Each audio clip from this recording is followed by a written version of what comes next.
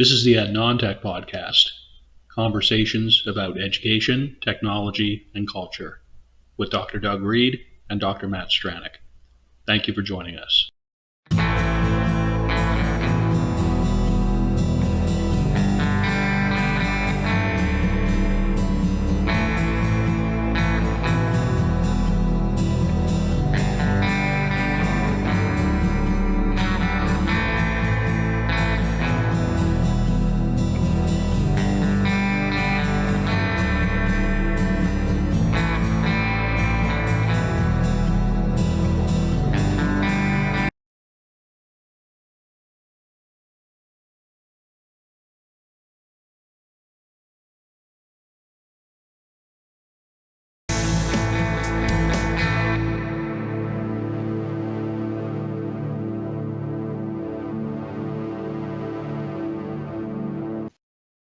Hello, everybody. Welcome to the latest edition of the Non-Tech Podcast.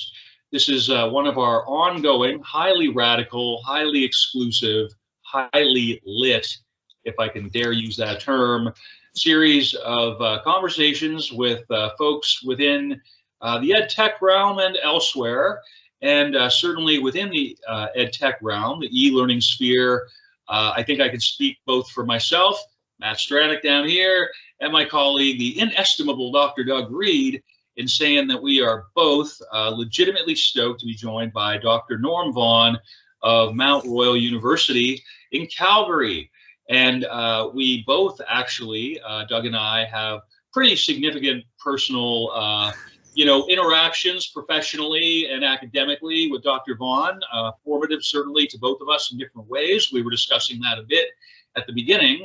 But honestly, I just really would like to say thanks a lot, Norm, for joining us. And also, folks, just in case you're not aware, the work that, Norm and his colleagues have done, primarily from Athabasca, but certainly among others, institutions and individuals, there are at least 3 books and many journal articles of high quality, high impact research in the field of blended learning, but not exclusively. In fact, you'd be hard pressed to find too many areas that the work that Norm and his colleagues have done that hasn't touched on, within the broader educational endeavor across a pretty diverse career, as it turns out, according to the bio on the MRU School of Education page. And that, folks, is my way, again, saying thanks, Doug, as always, for being here. And Norm, it's just really great to have you here. Thanks so much for being here, sir. Matt, I'm excited. And again, it's wonderful to catch up with yourself and Doug again. I'm really looking forward to this conversation. Awesome. I'm really glad you are too. And Doug and I are going to be sort of taking a 1-2 kind of format as we discussed earlier. So having divested myself of the semi-rambling, extemporaneous intro, I now will take the opening gambit, which all of these podcasts tend to have, these interviews, sort of a general intro kind of question. And then Doug and I are just going to go back and forth, and it'll be a really and truly a 3-way conversation here. So just really looking forward to diving in with that. The first question, Norm, that we tend to ask with these interviews is that really, you had a career that has encompassed K-12 education. You've worked in higher ed for quite a while. You've worked in Northern Canada. I read on your bio. And, you've had a pretty diverse set, even just in terms of the conferences you go to and in terms of where you publish and the kinds of work and the colleagues in their respective fields. I just wonder, speaking to somebody who's outside of the e-learning area generally, who are you and kind of what motivates you as an educator and as a researcher and practitioner, sir? Matt, great opening question. And it is interesting. In my mind, Doug, I like to say that I'm still young. I've never hit 20, but, as I get on in life, it is interesting. You look back and I'm at the summer cabin here on the Lower Rideau in Ontario with all my relatives. And Matt, it's a little confusing because it seems like their memory about what was happening in my early life is better than mine, so I forget it. But, you know, Matt, just to hit on it, the one thing that I've always been impressed with in both education and just one other thing I did earlier on, I'm originally a geologist. I graduated from the university down in Kingston. I worked for 4 years at ESSO and spent a few summers up in prospecting in the Northwest Territories in the Yukon. And the one thing that's always gravitated to me about education is that sense of community. And Matt, I know it sounds trite, but they talk about the 3 R's and the 3 C's of education. You know, one that it really is relationships, relationships, relationships, and communication, communication, and communication. And so, you know, I'll let you guys get some in, but I was just reflecting. It was really interesting. Just as you mentioned, I have been so privileged to work with so many amazing people. And Matt, I have a feeling like a lot of us, I'm not sure I've ever had an original idea in my life. But the wonderful thing is, Matt, you know, if you know what one person's doing over here and the other person, you're sort of the connector. And, you know, I don't know if that's a good thing or a bad thing in life, but that's what I've sort of feel I've been able to do in life is connect with different people. And again, it was the work in the oil industry, and you know, I just took it for granted. It was my partner, my wife, and I. We spent 3 years in what's now Nunavut, teaching in Nunavut, and 2 years just in Fort Simpson.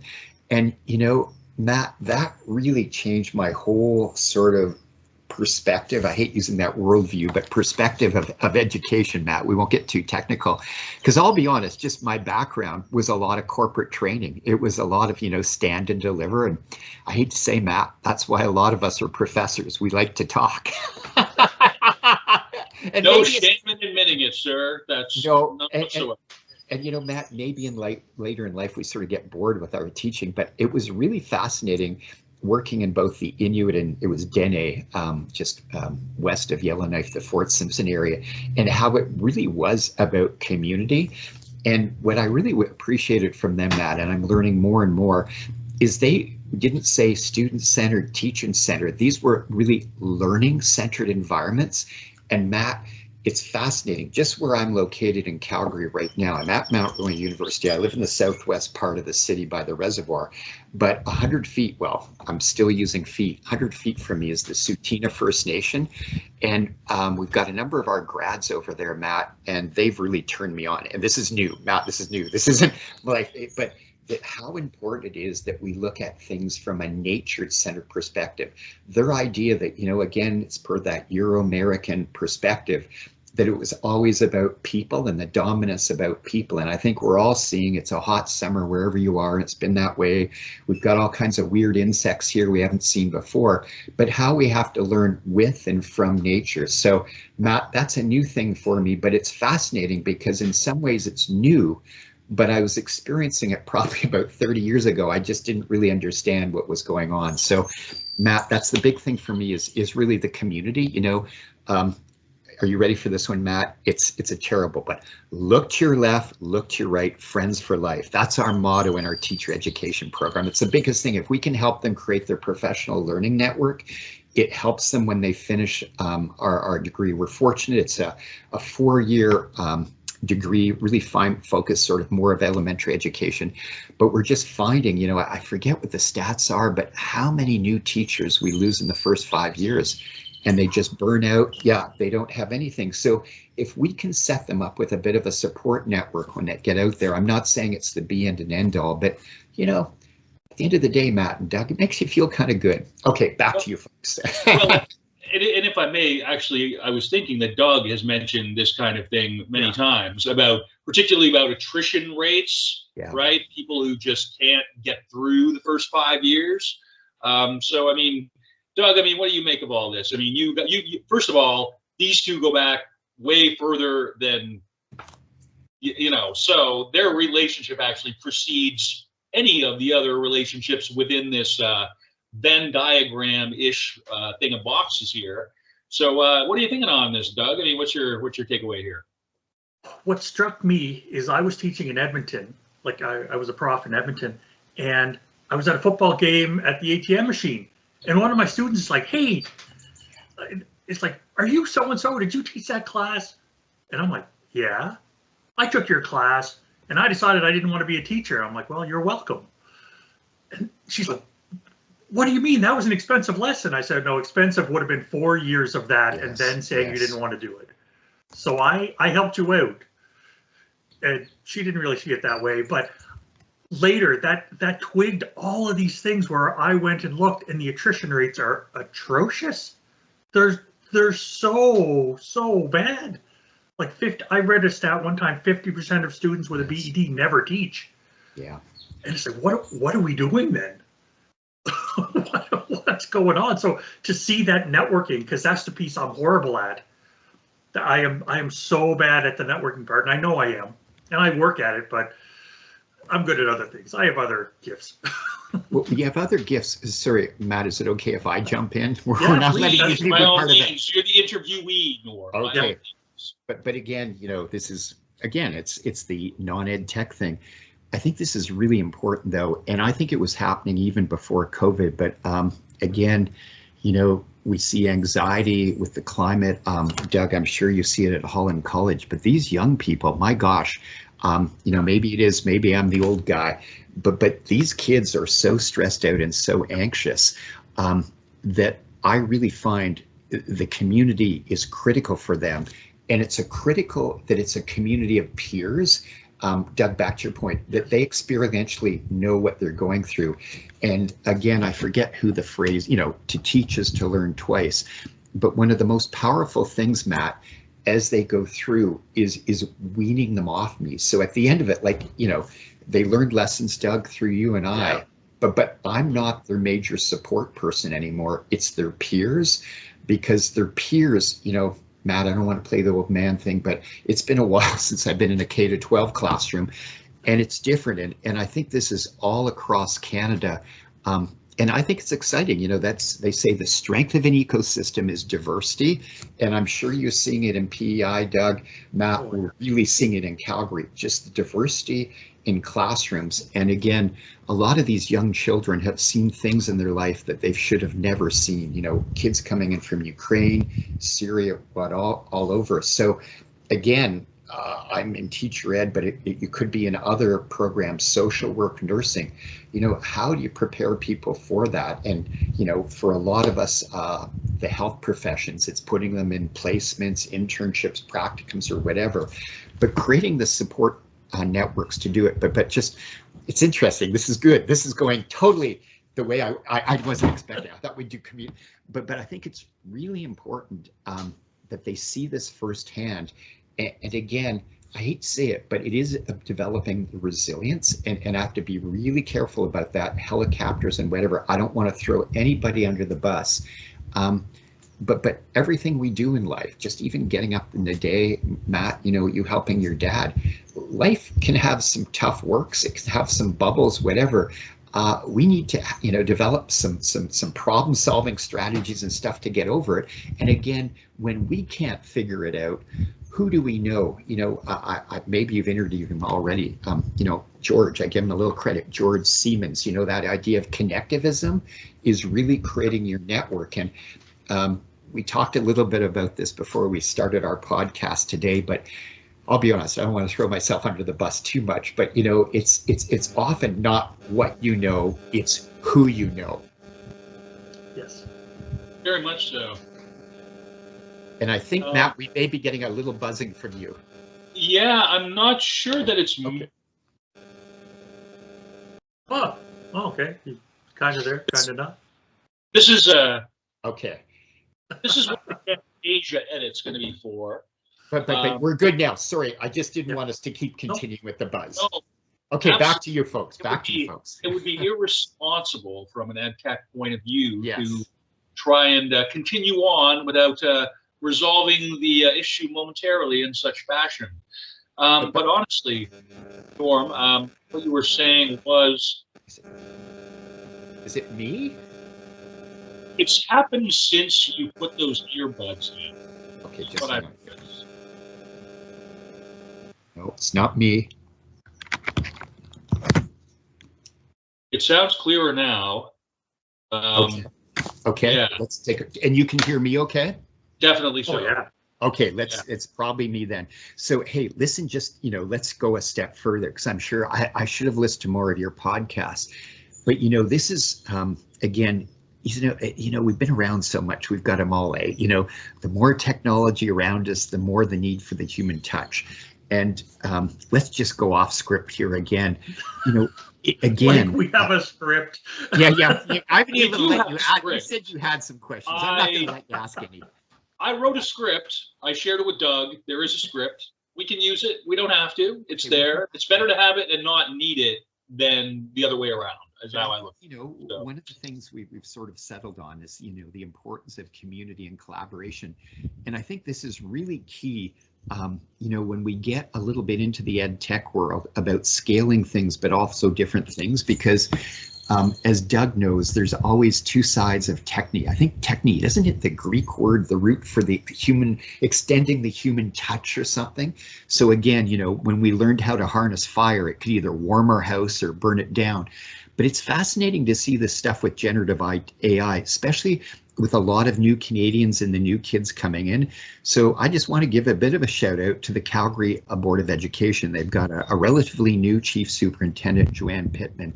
And again, Doug and Matt, it's two ways. It's not just from the student side, it's the teacher. Doug, you mentioned we're losing so many people aren't going out, they're burning out, they're overwhelming.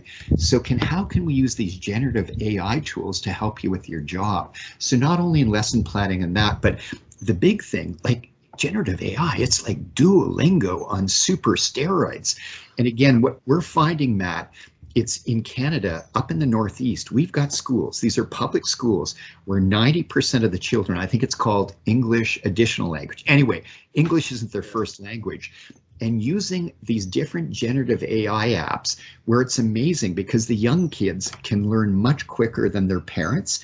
And it's almost like they become the ambassador for the family. And I really give the CB credit. What they've done is they've taken all their ELL benchmarks and all the tutorials and put them in with, whatever it is, a generative AI skin. I don't know how the way it all works, but it's fascinating because these little kids, as long as you have a phone, and most people have phones, they can really ramp up their language skills really quickly. And Matt, what I'm really happy about with the city of Calgary, they're loading up the Northeast schools with, social workers, community nurses, because often is it simple, maybe mom, maybe dad, maybe somebody needs a pair of glasses. They just don't know how to communicate it. So I really see that exciting. One more thing, then I'll do it to you, because Matt, I have a feeling I know who you're interviewing, the UNESCO OER chair, I think from UNISA. What I'm really excited about the folks I still think in some ways they're more developed than we are because they have community. I really think we should reframe about who's a developed and who's a non-developing country.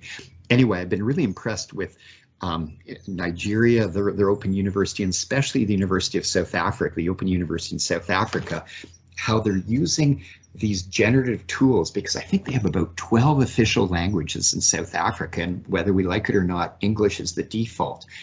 But if you folks have ever had a chance to get to Africa, I've been there a few times just because I have a son who's off and on living in Nairobi.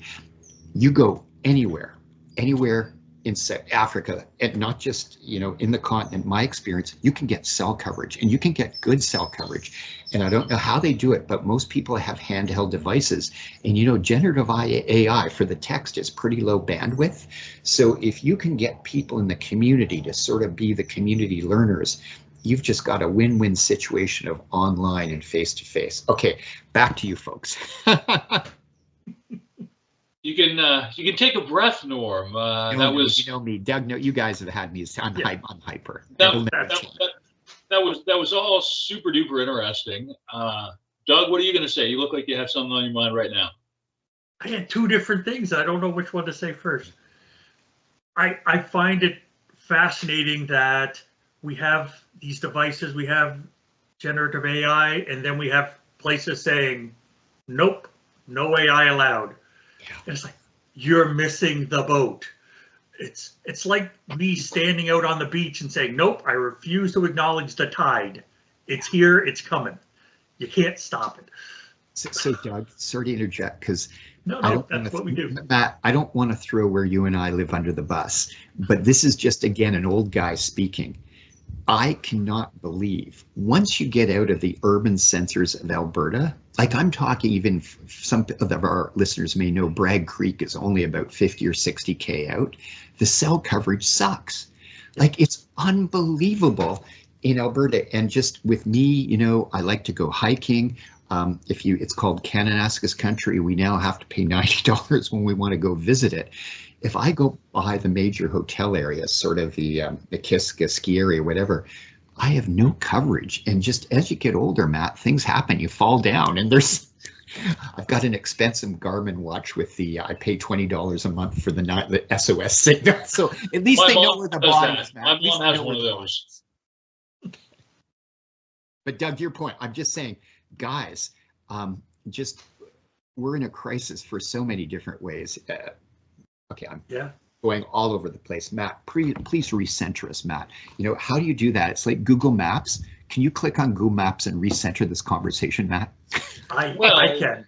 I definitely can. Of the two of us, I'm betting it's me. Okay. Not trying to throw you under the bus, Matt. Okay. I have a question I normally ask people when I do these interviews. Okay. And with you, Norm, it's so much more because we've known each other for like 25 years now. Yes. And my question is, do you have a favorite story from one of your publications or some of your research? And the reason I'm asking, so I'll give you a second to think about it. I think the last time we met, we were on an island in the Mediterranean presenting at some conference. Yes. And I know how hard it is to sit there at 11 o'clock at night and to work on some article that 6 people are going to read or whatever, right? Like, I know the tough times. So to get to that conference, and then there you were. And I'm like, holy. That's one of my highlights. That's one of my favorite stories from maybe not doing the research, but sharing the research, is that network. And then I remember we sat and the whole conference was given free food and drink. It was amazing. So Doug, I just remember a wonderful night. Doug, I think that was the one on the island of Rhodes. So let's just give them a shout out, because I think they just finished their annual conference last week. And again, there's so many of them. I think it's called the International Conference on Information Communication Technology, something like that. It's ICTE. Yeah, but I don't know what the E is. I think it might be We'll make sure in the blog post. But Matt, again, incredibly people. But as you know, there's a diaspora. There's Greek people all over. Canada, Australia, New Zealand, US, and the conference is always held at the beginning of July. And it's a great excuse to go to the conference and then stay in Greece for the rest of the summer. But as Doug mentioned, Doug, you recentered it. Doug, what a sense of community. I don't think I've ever been at a conference like that. Doug, I think it was the Mayor of Rhodes. We had a 13-course dinner, and then you throw the plates, but special things like that. So just a recent story that was really special for me, another plug for another sort of nonprofit organization. It's called the International Council for Open and Distance Education, ICDE. They're based out of Norway. They're all over. Yeah, you've probably interviewed folks from them. They do a biannual conference, so it's every 2 years. It was held last fall in Costa Rica, and it's going to be held in New Zealand in 2025. And Doug, yeah, New Zealand, exactly. We'll put that up. We'll put that up too. Okay, we'll do it. But Doug, it was a similar. Doug, thank you for just, it was just, you primed the pump with me experiences. It was a very simple conference. It's the Open University, I forget, we'll get it, but it's the Open University of Costa Rica that sponsored it. And again, Doug, like going to a Greek island, I mean, who doesn't want to go to Costa Rica? But what I loved about the conference, it was similar. They really had it set up where, big breaks between the sessions, incredible social events. Again, most people went early or stayed later and did things in groups. And for me, it was really special because I just, Doug, you mentioned before this meeting a former student, and this wasn't a former student, but I've heard about this person before, and it's so empowering. It's a young woman. Her name's Kirshini Servana. I'll make sure we get a link to her site, but just what she's doing in South Africa to empower people. what she's doing, she's got the students are making TikTok videos. Instead of using X or Twitter, I think a lot of you know that in a lot of countries they use Telegram. They're using the WhatsApp. So it's fascinating. A small class for this one, they call them modules, is 1,800 students. She's done with 18,000. And again, it's a bit asynchronous, Doug and Matt. It's a bit like the Athabasca model, somewhat self-paced, but they do build in synchronous sessions, and they don't try and do 1,800 at once. But what's so exciting for me is again, I'm not saying whatever, again, Doug, I've been really fortunate to be with people like Randy Garrison, Terry Anderson, Walter Archer, who really were the founders of that community inquiry framework back, Doug, when you and I were in 1999. It is 25 years ago from that. But what's fascinating for me, it's like anything, you bump the tires, you change it. But it's interesting to see what people are doing with technology. And another name, Matt, I'll put for you to interview. This woman, she used to work with SMART, the Smart Board folks in Calgary. She taught with it, I think her PhDs in Western European things. Okay, that's not me buzzing. I know that's not me buzzing. Anyway, she's developed she calls it generativism. So it's a bit like, George Siemens' connectivism. She's just got a book coming out. I'll send you folks the link. What's really exciting for me is she's changed the community inquiry a little bit. But again, if you want to scale community, again, you probably groups of 10 and 12 work great. And we see this in MOOCs, small discussion forums. But how do you move everybody through? And, how can you have different generative AI tools that help really intentionally do the social presence? Again, guys, like an educational dating game. No, but it makes sense. If you want to have discussions, get the people for relevance together. The one part of it was this idea of, thinking cognitive presence. I think we know that, everything's connected, mind, heart, body. But, everybody, like a good video game, there's that sense of rigor, that challenge. So how do we develop tools and stuff that figure out where people are and create those individual challenges? I think it was Piaget. We're going to get a little technical here, but he talked about, pushing people out of their comfort zone and assimilation and accommodation is, the outward bound model of really doing it. And then last but not least, and it's, where I've really enjoyed it, and it was Terry Anderson who really coined the term, but it does come in Indigenous people, this idea of teaching rather than teacher presence. Everybody's got skin in the game. So if you have a true community, everybody feels like they have something to contribute.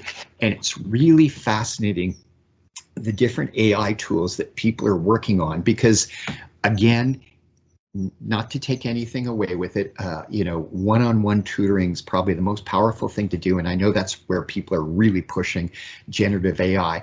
And I think it'll get you so far.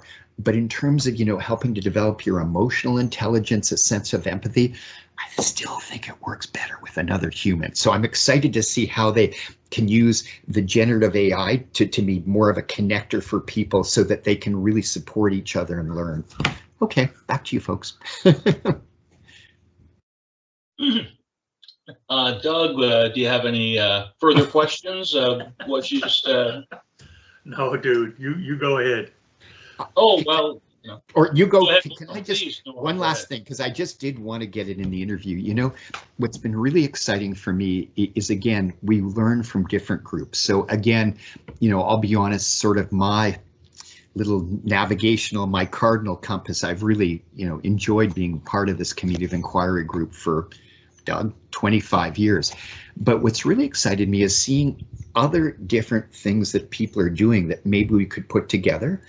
So there's an individual in the United States who's been involved in things for a long time. His name's Dennis Littke, and I'll make sure I share a couple of his links. So he started an organization called Big Picture Learning, and they actually have a public school in Winnipeg now. So what I love about him, he keeps things simple. He talks about the 3 R's, that it has to be relevant. People have to see that the learning connects with where they are or where they want to go. That sense of curiosity, like I really want to solve this problem. The second thing, again, back to community, is relationships, that we don't do this in isolation. We get other people to help us. You know, we may start by watching a YouTube video, but man, we really can't get that spark plug out. So we actually email the person who created that YouTube video, because I just can't. How did you really get that video to work? And then the last thing is that sense of rigor, you know, that people, like a good video game, you know, to get to the next level, you got to have the feedback. So just my little thing, and this gets at the book, Matt, that we'll make the link at, is taking those 3 R's and putting it together with a sense of teaching presence. So again, when we think about teaching presence, it's about designing and organizing a learning experience, facilitating a learning experience, and then being the leader, sort of directing it. So again, how do we design and organize a course so not just an icebreaker, it's not just relevant at the beginning of a learning experience? How do we maintain that motivation throughout? Because often people get really excited the first class and then they just burn out. So some great chapters in the book on that one. Okay, I'm getting into a sales pitch before you lose me. And then the second thing I find, especially in Alberta, Matt, is our education set up for a very individual approach to learning. We get standardized testing at the end of grade 3, 6, 9, and 12. Collaboration in high school, I can't speak at all high schools, but it almost is looked at as a form of cheating, because you want people, I mean, we've got so much stuff to capture cheating and this or whatever, that when they come into our program at Mount Royal, just not in education, there's so much on learning that has to take place, especially in our business faculty, that, you know, you've got to know how to collaborate and learn. So a big part of it is creating low stakes experiential activities. It goes back, there was a guy, Bruce Tuckman cycles, you know, forming, storming, norming, and performing, but really getting kids to learn that learning together, you know, we're stronger together than apart, and to trusting the process. So again, some great chapters about relationships. And last but not least is this idea of rigor, you know, that we really need to create challenging things. And Doug, this is finishing us going back to the beginning, helping people not give up. You know, I know life's tough, I know everything, but you're going to have challenging times in life, and you can't mail it in every day. You can't go, oh, I just feel I got a headache, I can't go into work today. We got to do it, but how do we others? So how do we develop those activities and scaffold them so people really have a sense of accomplishment? They go, oh my God, I didn't think I could do it. And then once they finish it, hey, I want even a bigger challenge. So Matt, there you go. I wanted to wrap it up for you. Well, I mean, first of all, there's a whole lot to everything you've been describing for, you know, the past duration of our chat so far. You know, I kind of did have the sort of semi-scripted list of questions for in the contingency that such was needed, because sometimes the setting does, or the respondent, the participant, the guest does prefer to have a more, you know, a scaffolded experience. But you are a man who clearly enjoys the, you know, the expression of the exercise. So you really touched on, you know, what would you like to take people away from the book, which was rad. And you've also been referencing pretty directly, which to me, you know, as somebody who's been away from COI for a while, when I read your book, pretty much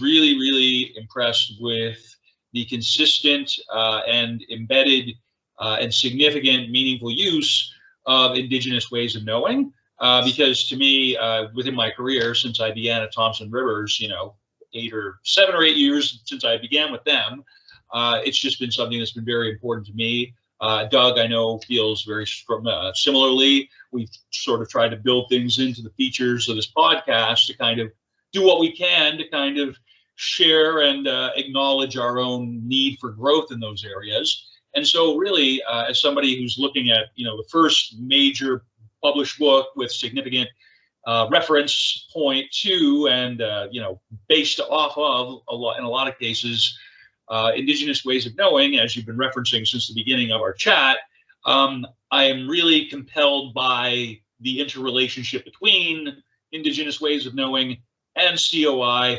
vis-a-vis these various both general and specific, and in fact granular examples you've been freely giving out over this past half hour, 35 minutes, sir. So honestly, I mean, I've just been sort of waiting to make sure that I got to speak to those particular aspects, because when I was going through your work, I mean, I was just really like, wow, like this is new, right? Because I knew the other stuff well enough because I did my thesis on social presence in MOOCs, right? So I just had to become conversant with the COI model circa 2012 to 2017. And the very last thing that I'll say before I kind of throw it over to Doug to see if he has any final thoughts or comments would be that I really, really appreciated, again, not having been actively involved in the COI stuff for 10 years or whatever, seeing the 7 principles of blended learning articulated very clearly through that. And I just, if I have one more question, which if it would sort of be what led to the run-up of the articulation of those principles, but I'm going to let Doug add to that question and or comment because we're winding down. Doug? Okay, I have just one question left. All three of us have seen EdTech move forward because we have Ed and Tech in the title. So we do talk about it a bit. As you look back and look at how EdTech and society has changed, are you optimistic for the future? So, Doug, I'm really optimistic. And, you guys, we got just for fun, just have a virtual beer sometime, because this has been really wonderful for me. Because, Doug, that's actually where I wanted to finish. I think it's so exciting because, Doug, especially you and I, it's fascinating. All three of us have glasses, beards. Some of us, you can see the degree of brain. You can see who's the oldest here, and I'll put that out. But Doug, what's exciting for me, because remember back in the 90s and stuff, and I mean, the devices aren't cheap. I get it, whatever. But it was, one-on-one laptops, this. I think we've really solved that issue. It's pretty ubiquitous. Cell coverage, Wi-Fi. It's still. I wish I've got a Dell. Okay, I don't want to throw Dell under the bus, but I wish.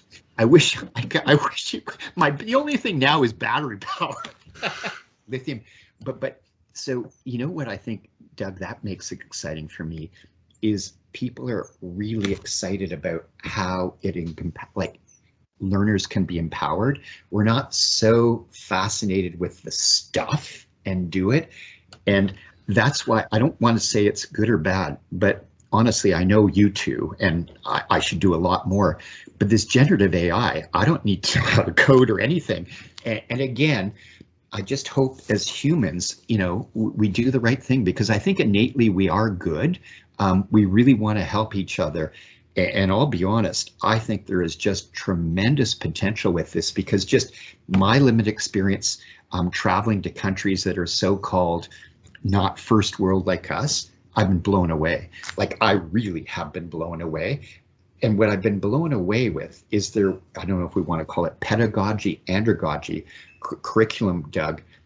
They're really focused on quality learning experiences. It's the design, whether we want to call them learning designers, instructional designers. So, Doug, I'm really optimistic, because before, I think, the 90s, even into the 2000s, we were into our techie phase, like it was just tools, tools, tools, tools. Whereas now we're over that hump. So how do we design? And again, I just think, there's a lot going on. And COVID, you could be on either side, but wasn't it amazing that the world came together? When there was an issue, people from all over the world came together. For me, the vaccines, I just think there's so much potential, Doug, and I just hope that we've got people, it is what I find, it's role modeling, in ear, one out. But when people see young people, and that's what excites me, Doug, I know you must love it at Holland College. That's why I love it. I don't know I don't know what I'd do with retire. I'd probably become an alcoholic. But, it's just these young people inspire me, because they don't have to worry about, there isn't a huge manual they need to learn things. I'm thinking, Doug, remember all the programs we used? I can't even remember all of them, but the learning curve to do all these things. So I'll leave it at that, Doug, that I'm really, really hopeful for the future. I think for some of us that are maybe a little on the senior side, again, let's not throw the baby out with the bathwater. That people long before us, Lev Vygotsky, there's a whole bunch of learning theorists out there that, you know, their work has really stood the test of time. That let's see how we can extend those networks so that everybody has a chance, you know. And I think it was Nelson Mandela that, you know, the most powerful weapon is education. If you can educate people, they can make a difference in their own life. And I'll shut up, Matt, because I could go on for hours. Thank you so much. That was wonderful. Yeah. Yeah, no, that was absolutely fantastic. And anything I would say by way of further closing remarks would be at risk of extending an already, though thoroughly rad, also thoroughly comprehensive conversation. And we this is why we have the accompanying notes, the accompanying blog posts, where we'll be giving you all the resources that have come up here, some of these names, hyperlinks, and so forth. I really appreciate your suggestion, Norm, or your thing that we should have virtual beers sometimes, because just strictly based on these past 39 minutes and change that have gone by really fast, for me anyway, I would just enjoy that opportunity on a personal level. But otherwise, I don't really have anything else. Anything else, gentlemen, before we end the recording? No, but welcome. Thanks for coming. We really appreciate it. Thank you. Definitely really grateful to Norm for being here. Thanks a lot, everybody. Take care. Bye for now.